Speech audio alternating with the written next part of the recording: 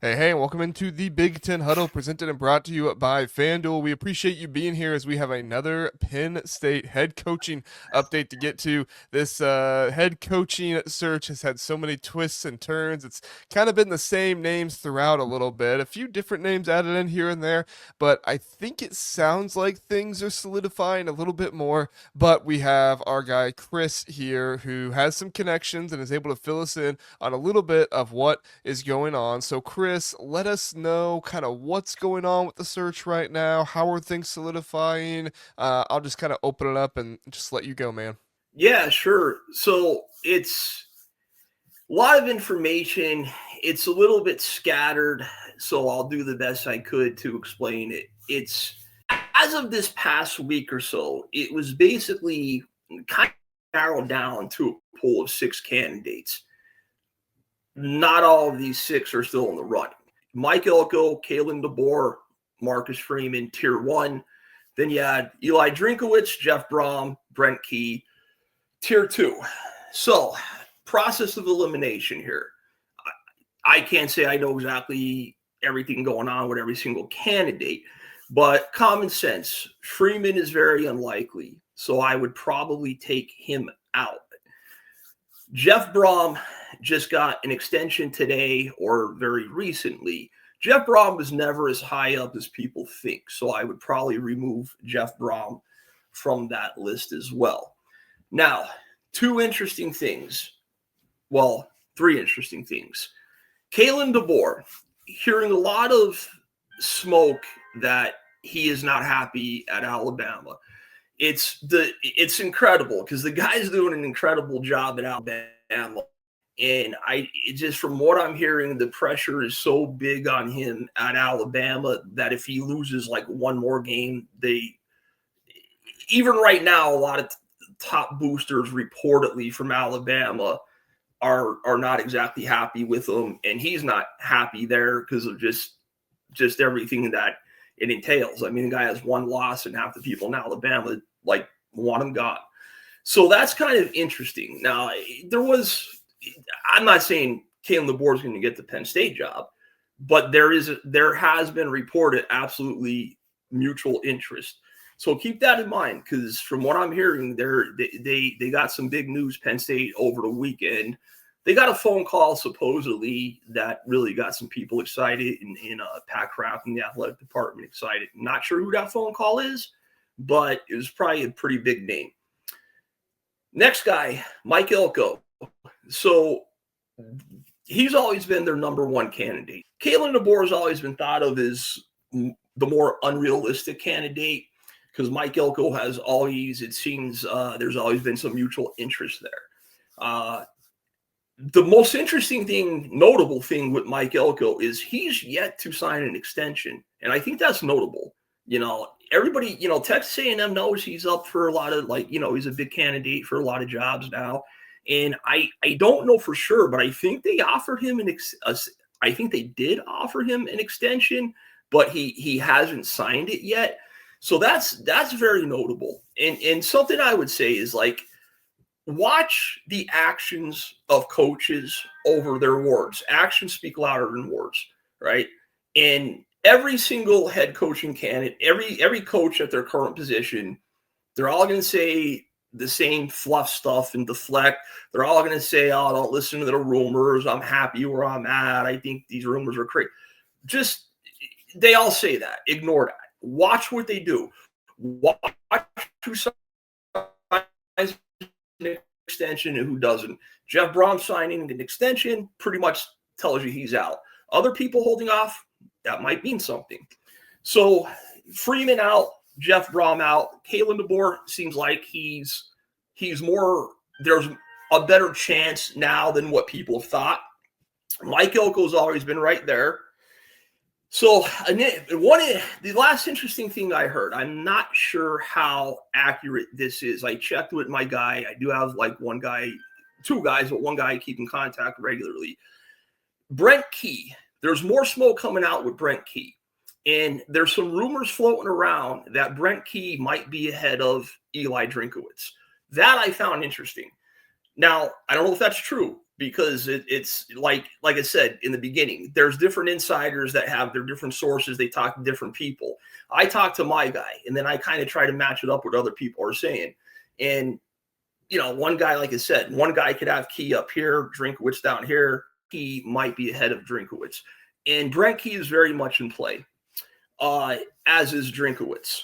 So right now, the main focus, I would think, of the four guys is Kalen DeBoer, Mike Elko, Drinkwitz, and Brent Key. Like I said, Elko not signing an extension, that's very key.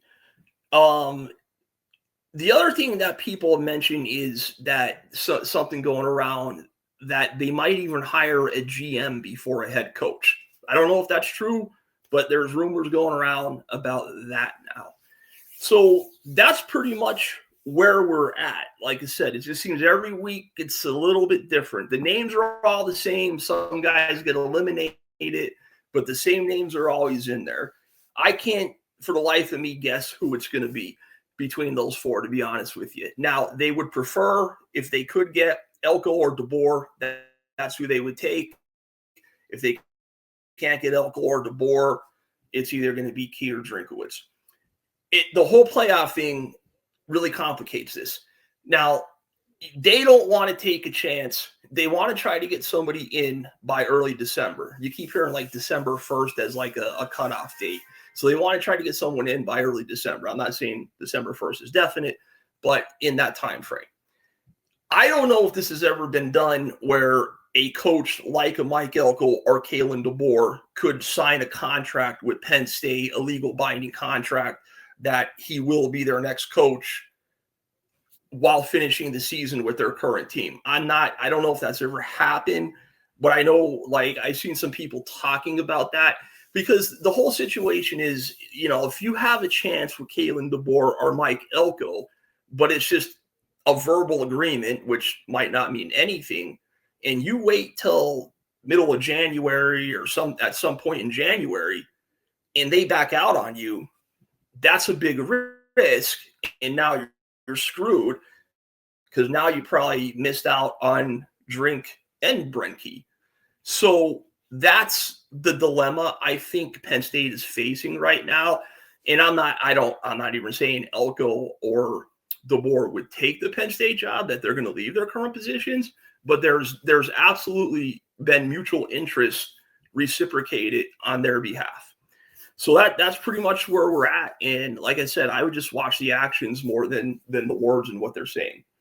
Yeah, very interesting. Right now, Kalen DeBoer at Alabama, they're on FanDuel, have a minus 1050 odds to make the playoffs, so they're almost certainly in. Even if they lose to Oklahoma, I think they're still probably in. And then Georgia Tech, Brent Key has a plus 186 odds to make the playoffs. So, I mean, Missouri doesn't have any odds. I think Eli Drinkwitz probably has a good shot because of that, but I don't think that you're going to see a coach sign a contract that they're going to leave their school. At least I don't think that would be public. Maybe it does happen behind the scenes, but I can't imagine that Mike Elko or Kalen DeBoer would sign a contract to be the next head coach and let that be public. What do you think?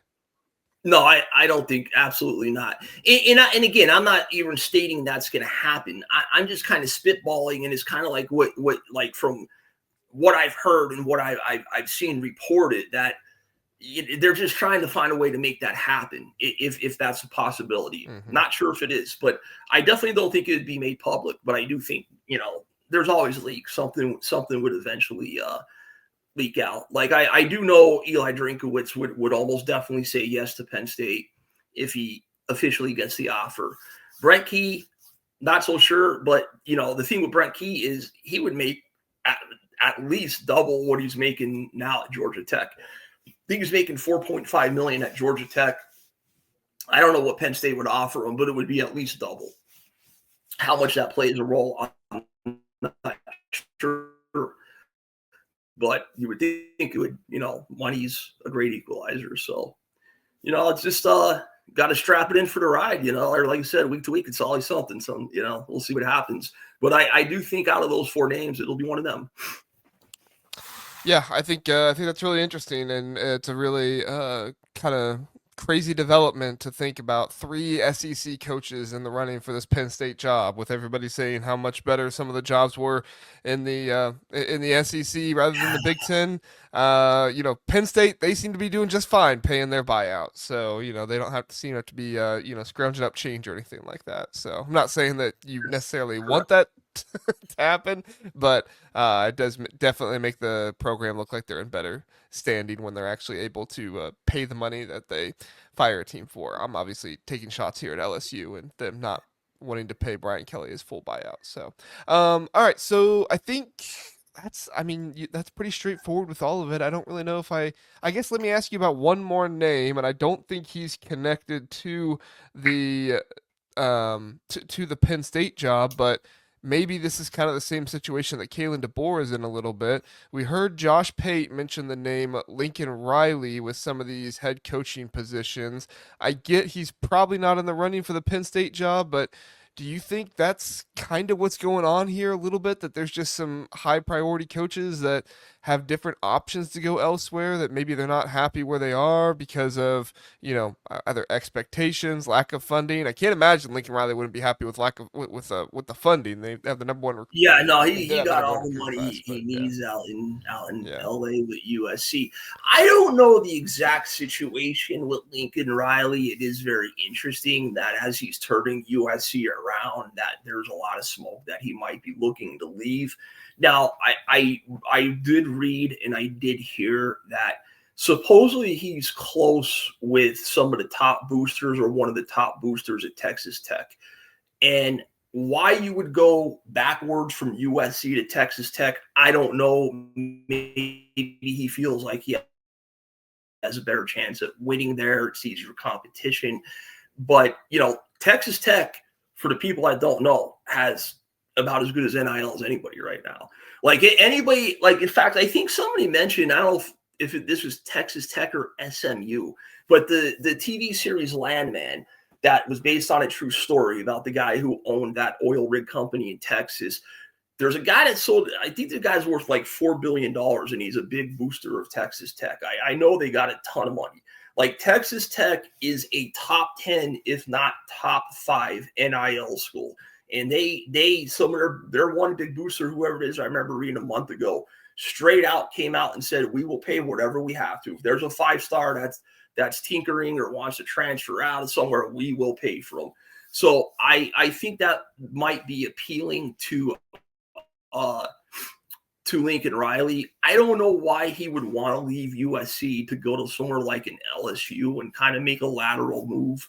But I'm not a USC expert. I haven't followed the Lincoln Riley stuff that close at all. But I just heard that he has some kind of connection with some people to Texas Tech. Now, one thing I want to bring up that you mentioned Franklin's buyout, just for the people that don't understand how this works.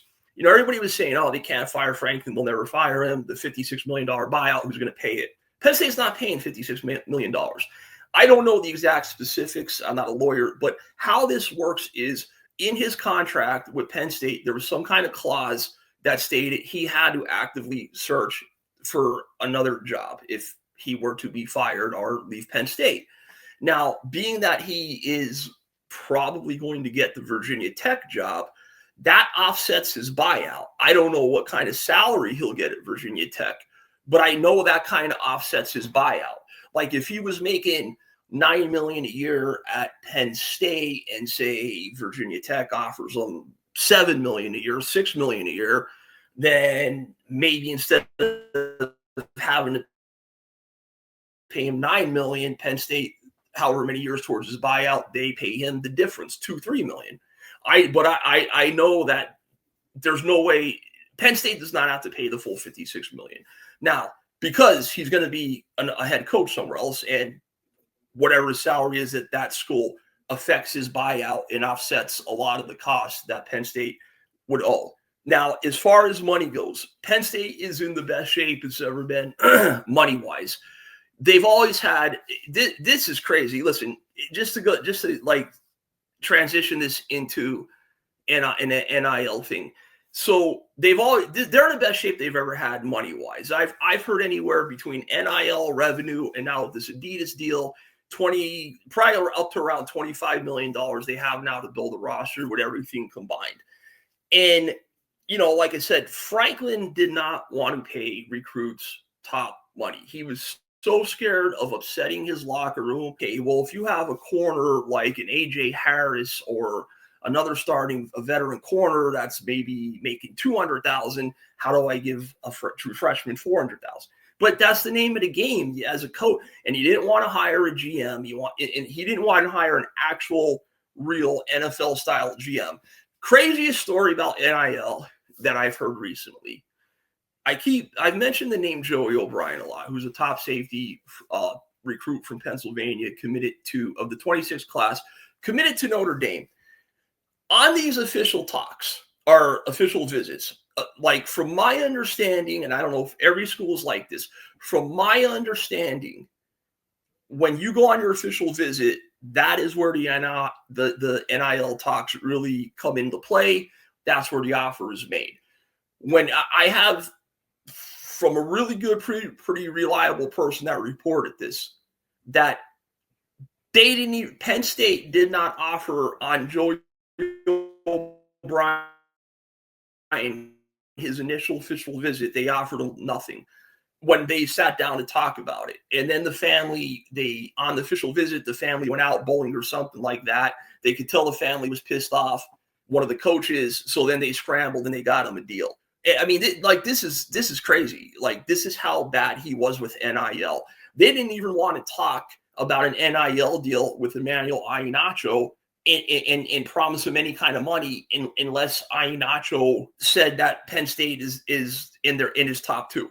Like, this is the amateurism of what Franklin's NIL people were like, in what his. It was absurd. It was so aggravating to follow.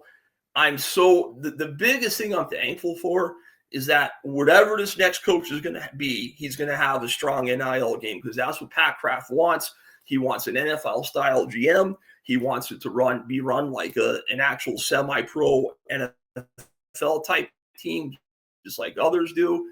And I'm just excited that that's what we're going to get. Recruiting is going to be a lot better. Going to go after the portal hard, but Franklin's NIL model was atrocious. It was atrocious. But anyway, I just want to throw that out there about the buyout, how New School kind of offsets it.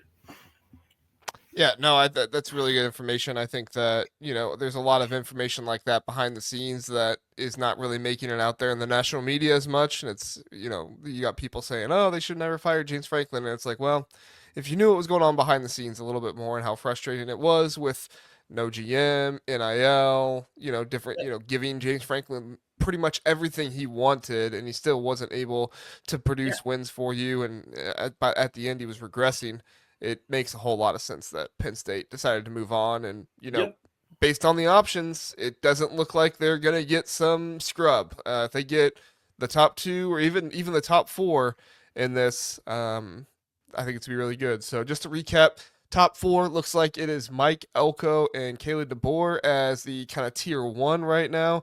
If neither of those two works out, it looks like Brent Key and Eli Drinkwitz are kind of in that next tier two. Obviously, anything can happen. We'll talk about it if things don't look like they're going to proceed with any of those four, but I'd say it looks like those are kind of your four right now, and you can expect one of those four to be your Penn State head coach next season, as long as things go according to plan. Chris, anything else you want to add before we get out of here? No, just that it's a fluid situation. And every time I come on, and I say this all the time on the other podcasts I go on with Mark Lesko, that this is fluid. It could change week to week. I do strong. I mean, the names have pretty much been the same. Who's up, who's down, who's in, and who's out kind of changes a little bit. But it's a fluid situation. Just everybody needs to keep that in mind. And that's pretty much it. Very good. Well, we appreciate you coming on, Chris, and being here with us. Everybody, we appreciate you listening and following along. Go check out Chris on the Mark Lesko podcast. Good Penn State content over there. I've actually gone over and watched it, and they do a good job. Is that what's called, the Mark Lesko podcast? Mark Let's Go podcast. Yes. Okay. All right. That's what I thought. I was like, normally they have a name. No, you're right. You're right. It was just you were peening out a little. But yeah, okay. It's all good. All good. All right, everybody. Thank you for listening. Thanks for watching, and we'll see you next time. We'll have an update for you again next week. See if there's anything there. Have a good one. See you later. Have a good night.